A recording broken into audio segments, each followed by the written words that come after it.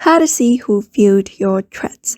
Hi everyone, welcome back to a new video. In this video, we're gonna learn how to see who viewed our threads. So without any delay, let's start with the process on how we can do it. But before that, don't forget to hit that like, share, and subscribe icon.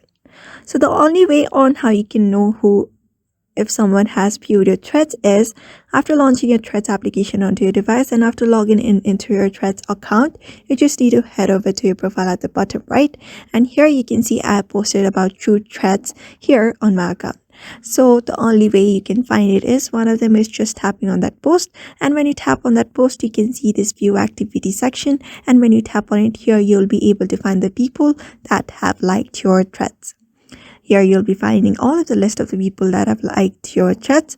That is one of the way you can find it. Otherwise, when you go to the same post that you posted and you look up for the comments, like if anyone has commented, that means that person has also viewed your profile.